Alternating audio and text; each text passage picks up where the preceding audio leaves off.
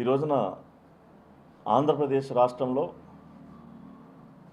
అభివృద్ధి మొదటి ప్రాధాన్యతగా ఆంధ్ర రాష్ట్ర అభివృద్ధి కోసం సుస్థిరమైన పరిపాలన జరుగుతూ ఉంటే ఎక్కడెక్కడి నుంచో పెట్టుబడులు, అలాగే ఆ రైతుల కష్టాలకు కానీ అన్నిటికీ చరమగీతం పాడి ఈ రోజున కూటమి ప్రభుత్వం వచ్చిన తర్వాత ఆంధ్ర రాష్ట్ర ప్రజలంతా చక్కగా సుఖ సంతోషాలతో ఉంటే ఈ రోజున ఇదంతా చూసి ఓర్వలేక గత ప్రభుత్వంలో చేసిన అవినీతి అక్రమాలు బయటకు వస్తున్నాయని చెప్పి భయపడిపోయి ఈ రోజున జగన్మోహన్ రెడ్డి గారు రోడ్డు మీదకి వచ్చి నేను దొంగ కాదు దొంగ అన్నట్లుగా ఈ రోజున నేను కాదని బుకాయించే పరిస్థితి ఈరోజు మన రాష్ట్రంలో చూస్తూ ఉన్నాం. ఎంత దారుణం అంటే సిట్ దర్యాప్తులో ఆ రోజున జంతు అవశేషాలు కూడిన నెయ్యి కల్తీ అయిందని చెప్పి ఆ రోజున చెప్పిన మీదట దాన్ని ముమ్మాటికి సిట్ నివేదిక స్పష్టంగా చెప్తున్నా ఇది బుకాయిస్తూ ఉన్నారు. అలాగే ఎన్డీడీబీ ఇచ్చిన రిపోర్ట్లో జంతు కొవ్వు అనవాళ్ళు ఉన్నాయని చెప్పారు కూడా. ఈ విషయం బయటకు వచ్చాక ప్రభుత్వం విచారణ చేపట్టి విచారణలో కూడా ఇది కల్తీ నెయ్యి వాడారు అని తేలింది. ఇన్ని జరిగినా కూడా వీళ్ళు ప్రభుత్వం ఖచ్చితంగా దోషులను చట్టం ముందు నిలబడుతుంది, దాన్ని డైవర్స్ చేసేందుకు అంబట్రాబాబుని జగన్ ఒక పావుగా వాడుకుంటున్నారు. ఈ రోజున మనం చూస్తూ ఉన్నాం, ప్రజలు ఎవరు కూడా అంత అవివేకులు కాదు. ఈ రోజున ప్రజలు చాలా సమయంతో చాలా చక్కగా ఆలోచిస్తూ ఉన్నారు ఈ రోజున. అలాగే ఈ రోజున సిబిఐ మా క్లీన్ చిట్ ఇచ్చేసింది, ముఖ్యమంత్రి చంద్రబాబు నాయుడు గారు ఉప ముఖ్యమంత్రి పవన్ కళ్యాణ్ గారు క్షమాపణ చెప్పాలని చెప్పి జగన్ గారు గోల్ చేస్తూ ఉన్నారు. ఎక్కడ క్లీన్ చిట్ ఇచ్చిందో చూపించండి అని చెప్పి మా నివేదిక చూస్తే జనం మీ చెంపలు వాయి కొడతారని చెప్పి ఈ సందర్భంగా తెలియజేస్తా ఉన్నాం. దేనికంటే ఎంత దారుణానికి కొడుకొడతా ఉన్నారంటే, నిన్న ఆయన ఏదో ర్యాలీగా బయలుదేరారు అంటే అంత బండబూతులు. ఒక రాష్ట్ర ముఖ్యమంత్రిని తిట్టిన వ్యక్తిని పరామర్శించడానికి ఇతను వెళ్తాం. అలాగే గతంలో కూడా తెనాల్లో గంజాయి బ్యాచ్ చేస్తే ఆగడాలకి పోలీసు వారు రోడ్డు మీద వాళ్ళకి శిక్షలాగా అందరికి తెలియాలి, వీళ్ళు రెండోసారి ఈ గంజాయి పని చేయకూడదని చెప్పి ఒక చిన్న శిక్ష చేస్తే వాళ్ళని పరామర్శించిన వెళ్ళిన వ్యక్తి జగన్మోహన్ రెడ్డి గారు. అంటే ఈయన మనస్తత్వం ఏందో మనం చూస్తే మనం గమనించవచ్చు. ఇంత దారుణానికి ఒడిగడతా ఉన్నారు. నిన్నటికి చూస్తే ప్రజలకి వాస్తవాలు తెలిసేలాగా, దేనికంటే మా ప్రభుత్వం ఎప్పుడు కూడా ప్రజలకు అన్నీ తెలియాలి, ప్రజలతో ట్రాన్స్పరెంట్గా ఉండాలని చెప్పి చేసే ప్రభుత్వం మా ఎన్డీఏ ప్రభుత్వం. దానికోసం ఒక ఫ్లెక్సీలు వేస్తే వీళ్ళు చేసిన దానికి గగ్గోలు పెడతా వీళ్ళకి భయం ఏ స్థాయిలో పుట్టిందో ఈ రోజున జనానికి అర్థమైపోయింది. మీరు ఎంత దారుణంగా ఇచ్చేస్తారంటే, ఫ్లెక్సీ వేస్తే గోల్ చేస్తున్న జగన్ వైసీపీ సిద్ధం సభల్లో మనం చూసాం. ఏదైతే ఈ రోజున రాష్ట్ర ముఖ్యమంత్రిగా చేస్తూ ఉన్నారు చంద్రబాబు నాయుడు గారు, అలాగే పవన్ కళ్యాణ్ గారు, అలాగే లోకేష్ గారు, వీళ్ళ ఫోటోలు పెట్టి గంజాయి బ్యాచ్తో వీళ్ళని కుట్టిన పరిస్థితి. ఆ ఫోటోల మీద సిద్ధం సభల్లో ప్రత్యేకంగా ఒక లాబీలాగా పెట్టి దాన్ని అవహేళన చేసిన పరిస్థితి. అలాగే ఆ రోజున అసెంబ్లీ సాక్షిగా మీ ఒక్క ఎమ్మెల్యేల చేత, మీ మంత్రుల చేత చంద్రబాబు నాయుడు గారిని ప్రతిపక్ష నేతగా ఉన్న వ్యక్తిని వయసు రీత్యా కూడా గౌరవం ఇవ్వకుండా తిట్టిస్తూ ఉంటే మీరు చక్కగా చోద్యం చూస్తూ వాళ్ళని కంట్రోల్ చేయకుండా ఇంకా వాళ్ళకి ఒక దీనిగా మీరు చేసిన పరిస్థితి ఆ రోజున. అలాగే ఆ రోజున జోగి రమేష్ గారు కూడా సభలో మా పవన్ కళ్యాణ్ గారు ఎంత దారుణంగా తిట్టారో మీ సమక్షంలో తెలుసు. కనీసం అరే బాబు ఇది కరెక్ట్ కాదు అని చెప్పే పరిస్థితి కూడా లేకుండా ఇంకా ఎంకరేజ్ చేసే పరిస్థితి మీరు. అంటే మీ యొక్క ఇది ఇలాంటి మీ మనస్తత్వం కలవాలని చెప్పి మేము ఈ సందర్భంగా తెలియజేస్తా ఉన్నాం. దేనికంటే మీరు ఏదో కాపులు మీ అన్యాయం చేశారు, కాపుల్ని కొట్టారు, అసలు ఎక్కడ జరిగింది చట్టం? ఏదైతే మీరు ఆ రోజున చంద్రబాబు నాయుడు గారిని ఒక ఫ్లెక్సీ వేసినందుకు మీరు తిడితే ఆ రోజున జనం తిరగబడిన పరిస్థితి. ఆ రోజున ఇది జనంలో వచ్చిన విప్లవం, మీ మీద జనంలో వచ్చిన వ్యతిరేకం ఇంకా తారాస్థాయికి చేరి మిమ్మల్ని ఇళ్ళకొచ్చి కొట్టే పరిస్థితి జనం ఈ రోజున మీరు చేసుకుంటూ ఉన్నారు. ఇంత దారుణంగా ఒడిగడుతూ ఉన్నారు. అలాగే అంబటి రాంబాబు గారు తిట్టినవి తిట్లే కాదు, మీకు అలా అనిపిస్తూ ఉంది. అలాగే అవి బూతులు కాదు అంటూ జగన్ సర్టిఫికెట్ ఇస్తున్నాడు. అంటే అతని మానసిక పరిస్థితి ఎంత దిగజారిపోయిందో మనం చూస్తూ ఉన్నాం. లండన్ వెళ్ళి మందులు కూడా ఈయనకి పనిచేయట్లేదు.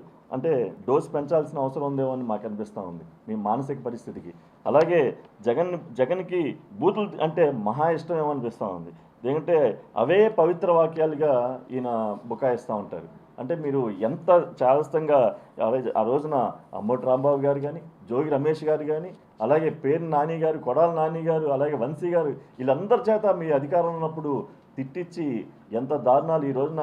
అంటే మీరు దాన్ని ఒక మానసిక స్థితి, మీ మానసిక స్థితి ఏంటంటే వీళ్ళందరి చేత తిట్టించి మీరు దాన్ని రాక్షసానందం పొందుతున్నారేమో అనిపిస్తూ ఉంది. ఇవన్నీ గమనించే మీకు ఆ రోజున 151 స్థానాలు ప్రజలు కట్టబెడితే చివరికి మధ్యలో 5 తీసేసి చివరికి 11 చేసిన పరిస్థితి. ఇలాగే చేస్తే రేపు ఆ ఒకటికి కూడా పరిమితం అవుతో లేదా 0 అవుతో కూడా మీరు తేల్చుకోవాలి. దేనికంటే ప్రజలు ఇవన్నీ గమనిస్తూ ఉన్నారు మీరు చేసే పనులు. అలాగే ఇంత దిగజారు స్థానం ఏ స్థాయిలో ఉందంటే మీ సొంత చెల్లెలు గారు కూడా పసుపు చీర కట్టుకుంటే మీ పేటీఎం ఛానల్స్తో ఎంత దారుణంగా ఆవిడని అవమానించారో. అంటే ఆ సొంత చెల్లెలకే దిక్కులేదు, ఇంకా ప్రజలు మాన ప్రాణాలకు మీకేమి బాధ్యత ఉంటుందని చెప్పి నేను చెప్తాను. ఆవిడని ఎంత ఇదిగా మీరు ట్రోల్ చేశారో షర్మిల గారిని మేము చూడలేదా? ఇవన్నీ ఎంతమంది జనాలు చూశారు? ఇవన్నీ చెప్తా ఉన్నాం. అలాగే ఈ రోజున అంబటి రాంబాబు గారిని ఏదో సంస్కారం ఉన్నవాడు అని చెప్పి, నిజమే అతను అంతా XXX రాంబాబు అని చెప్పి అంటారు. XXX రాంబాబు అని జగన్ గారు ఇచ్చిన సర్టిఫికేట్ సంజన సుకన్య ఇచ్చారు. ఆ సర్టిఫికేట్కి కూడా జగన్ ఎండార్స్మెంట్ ఇచ్చాడు. అంటే రాంబాబు XXX పెర్ఫార్మెన్స్ కూడా బాగా నచ్చి ఉంటుందేమో అని చెప్పి మేము అనుకుంటాను. పైగా రాంబాబు గారిని టైగర్ రాంబాబు, టైగర్ అని పొగిడి కాపు సమాజ వర్గాన్ని అవమానించాడు. కాపు కుల ప్రతిష్టని మీరు నిలబెట్టుకుంటే ఒక్కటైనా రాంబాబు చేశాడా? పైగా రాంబాబు అనే వ్యక్తి కాపులు తీవ్రంగా అవమానించాడు. కాపులు తిరుగుబోతులు, తాగుబోతులు అంటూ తిట్టినవాడు ఈరోజు కాపు టైగర్ ఎలా అయ్యాడు అని చెప్పి ఇవన్నీ మేము ప్రశ్నిస్తూ ఉన్నాం. అలాగే సికే నాయుడు గారు మన దేశ క్రికెట్ జట్టులో మొదటి కెప్టెన్. అలాగే కోరమా వెంకటరెడ్డి నాయుడు గారు మద్రాస్ ప్రెసిడెన్సీలో ముఖ్యమంత్రిగా చేశారు. అలాగే కోడి రామూర్తి నాయుడు గారు గొప్ప మల్లయోధుడు. తోట నర్సయ్య నాయుడు గారు బ్రిటిష్ వాళ్ళని ఎదిరించి మచిలీపట్నం కోనేరు సెంటర్లో స్వరాజ్ జెండా ఎగరేసిన స్వతంత్ర సమయోధుడు గన్నావతుల పెద్దాత గారు, దానశీలి. ఇలాంటి మహానుభావులు కాపు సమాజ వర్గంలో ఉన్నారు. వీళ్ళ గురించి మాట్లాడేసింది కానీ సత్తెనపల్లిలో ఒక మైనర్ బాలుడు చనిపోతే వారికి వచ్చిన నష్టపరిహారం కూడా నీకు సగం లంచం కావాలని చెప్పి అడిగిన పెద్ద మనిషి ఈ రోజున కాపునాడికి ఎలా అంటాం. దేనికంటే ఒక శానిటేషన్ చేసుకునే వర్కర్లు వాళ్ళ పిల్లోడు ఏదో డ్రైనేజ్లో పడి చనిపోతే గవర్నమెంట్ నుంచి వచ్చిన 5 లక్షలు 6 లక్షలు ఎక్స్రేషియా కూడా మీరు దాంట్లో సగం వాటా ఇవ్వాలి, ఇస్తేనే నేను సంతకం పెడతానని చెప్పిన వ్యక్తి ఈ రోజున మీ దృష్టిలో కాపునాయకుడు అయ్యారు. మరి ఇది ఎంత విడ్డూరం. మనకి వీళ్ళకి టైగర్ని పొగడాలా, సన్మానాలు చేయాలా అంటే ఎలా? ఖచ్చితంగా మీరు అనుకుంటున్న టైగర్కి చెప్పులతో సమానం చెప్తారు. ఎందుకంటే మీరు ఏదైతే మీరు పొగిడిది మీరు ఎలా అంటున్నారో అలాంటి వ్యక్తికి చెప్పులతో ప్రజలే సమానం చేస్తారని చెప్పి ఈ సందర్భం తెలియజేసుకుంటాం. అలాగే జగన్ అనే వ్యక్తి వీకెండ్ పొల్యూషన్. దేనికంటే వారానికి 2 రోజులు ఆంధ్రప్రదేశ్ వచ్చి మిగతా రోజులన్నీ కూడా బెంగళూరులో ఇండిగో ఫ్లైట్లో వెళ్ళి వచ్చే పరిస్థితి ఈ రోజున. ఇంకా ఆంధ్ర రాష్ట్ర ప్రజల యొక్క పరిస్థితులు, ఇక్కడ జరిగే డెవలప్మెంట్లు మీకేం కళ్ళకు కనపడతాయి అని చెప్పి వెళ్తా వస్తూ ఉంటే ఆ ఫ్లైట్లో చూస్తే మీకు అర్థమైద్ది రాజధాని ఎంత అభివృద్ధి చెందుతూ ఉందో, పోలవరం డ్యామ్ ఎంత అభివృద్ధి చెందుతూ ఉందో, అలాగే మీరుండే రాయలసీమలో ఎంత అభివృద్ధి చెందుతూ ఉందో, ఈ రోజున అనంతపురంలో కూడా ఎంత అభివృద్ధి చెందుతూ ఉందో అని చెప్పి ఈ రోజున ప్రాంతాలకి అతీతంగా ఈ రోజున ఆంధ్ర రాష్ట్రం అభివృద్ధి జరుగుతూ ఉంటే మీరు ఓరలేని పరిస్థితి ఈ రోజున. అలాగే నిజంగా జగన్కి బాధ్యత ఉంటే జగన్ అసెంబ్లీ సమావేశాలకు వెళ్ళండి, అసెంబ్లీలో పెట్టండి, ఇది మీరు తప్పు చేయలేదని అక్కడ నిరూపించండి.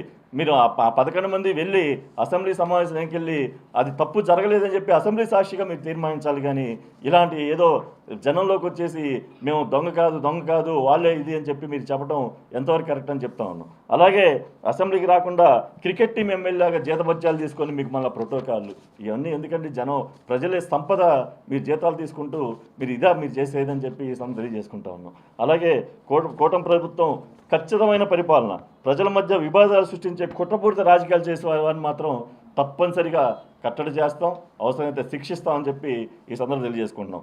మన రాష్ట్రాన్ని అభివృద్ధి చేసుకోవాలి, అభివృద్ధిని బలోపేతం చేసుకోవాలి, మన యువతని ఉద్యోగ అవకాశాలు పెంచాలి, అలాగే గ్రామీణ ప్రాంతాల్లో మౌలిక వసతులు కనిపించాలి దిశగా ముఖ్యమంత్రి వారు ఉప ముఖ్యమంత్రి వారు చేస్తూ ఉంటే మీ అరాచకం ఎంత దిగజారిపోతూ ఉందంటే ఎన్ని మీరు ఏదో అనుకుంటున్నారు. మీరు ఒక 100 మందినో 200 మందినో కిరాయి బ్యాచ్ని తీసుకొచ్చి వీళ్ళు మా అంతా అభిమానులు అని చెప్పంటే ఎవరు జనాలు చూస్తున్నారు. వాళ్ళంతా గంజాయి బ్యాచ్, పేమెంట్ బ్యాచ్లు తీసుకొచ్చి మీరు చేస్తున్నారు. నిజమైన నిజాయితీ గల నాయకుడు అంటే ఆ రోజున పవన్ కళ్యాణ్ గారు మీరు చేసిన తప్పుకి, మీరు చేసిన 14-19లో తిరుపతి దేవస్థానంలో ఆ లడ్డూ కల్తీ విషయంలో ఆయన నిజంగా తెలుసుకొని ప్రాయశ్చిత్త దీక్ష చేసి ఆ రోజున ఆయన హిందూ ధర్మం సనాతన ధర్మానికి కట్టుబడి మనం ఉండాలి అని చెప్పి ఆయన ఒక మెసేజ్ చేశారు. మీ తరపున కూడా ఆయన క్షమాపణ చెప్పి దీక్ష చేశారు. ఇది మీకు ఒక ఖచ్చితమైన నిజాయితీ అయిన వ్యక్తికి ఈ రోజున చేస్తున్న ఇది. అదే పవన్ కళ్యాణ్ గారు ఏ రోజు చెప్తా ఉంటారు, మనకి పదవులు కాదు ముఖ్యం, ప్రజల్ని ఒక స్థితిలో ఉంచాలి, మంచి అభివృద్ధి ప్రదంలో చేయాలి, మనం ఇచ్చిన పదవి మనం బాధ్యతగా నిర్వర్తించాలి, ఈ పదవితో ప్రజలకు మేలు జరగాలి, కానీ పదవులతో మనం కాదు చేసుకోవాల్సింది. మొన్న కూడా ఆయన పదవి బాధ్యత కార్యక్రమం పెట్టి మా రాష్ట్రం మొత్తం మీద 3,500 మందికి పదవులు ఇచ్చిన క్రమంలో ప్రతి ఒక్కరికి బాధ్యత గుర్తు చేశారు పవన్ కళ్యాణ్ గారు. ఇది కరెక్టైన లీడర్కి వచ్చే లక్షణాలు. మీకేముందండి, ఎంతసేపుడికి రెచ్చగొడతాం, తిట్టించడం దీని మీదే. కానీ మేము ఒకటే చెప్తా ఉన్నాం, జనసేన పార్టీ ఈ రోజున నీతికి నిజాయితీకి పెట్టిన పార్టీ. ఈ రోజున జనసేన పార్టీ కలిపింది కూటమి ప్రభుత్వం. జనసేన పార్టీ ఈ రోజున పవన్ కళ్యాణ్ గారు ఒక కూటమి ప్రభుత్వాన్ని ఏర్పాటు చేసి ఈ రోజున ప్రజల పక్షాన్ని నిలబడి ప్రజల బాగోగుల కోసం ఈరోజు రాష్ట్రాన్ని అభివృద్ధి చేసే దిశగా ఈరోజు రాష్ట్రంలోనే కాదు కేంద్రంలో కూడా అభివృద్ధి భాగస్వామ్యంలో ఉండి రాష్ట్రానికి కేంద్రం నుంచి ఎలాంటి మౌలిక వసతులు రావాలి, కేంద్ర వాటా నుంచి మనం ఏ వాటా రావాలని చెప్పి నిరంతరం చేస్తున్న వ్యక్తి పవన్ కళ్యాణ్ గారు. ఈ రోజున ఇంత అభివృద్ధి ప్రదంలో నడుస్తుందంటే ఈ రోజున 40 సంవత్సరాలు అనుకున్న వ్యక్తి ఈ రోజున ఆంధ్ర రాష్ట్ర ముఖ్యమంత్రిగా పరిపాలించిన చంద్రబాబు నాయుడు గారు ఎంత విజనరీగా చేస్తున్నారో మనం చూస్తూ ఉన్నాం. ఇవన్నీ చూసి మీరు తట్టుకోలేక ఓరలేక చేస్తున్న పరిస్థితి. చివరికి మీ అమ్మట మీరు ఒక్కరు తప్ప ఆఖరికి మీ ఫ్యామిలీ మెంబర్స్ కూడా ఎవరు అని చెప్పి మీ తెలియజేసుకుంటూ ఇలాంటి తప్పులు చేయొద్దు. తప్పనిసరిగా మీరు ఇలాంటి చేసే అన్నిటికీ కూడా భవిష్యత్తులో బాధ్యత తీసుకుంటారు. దానికి బాధ్యత వహించి తగిన శిక్ష అనుభవిస్తారని చెప్పి తెలియజేసుకుంటాను.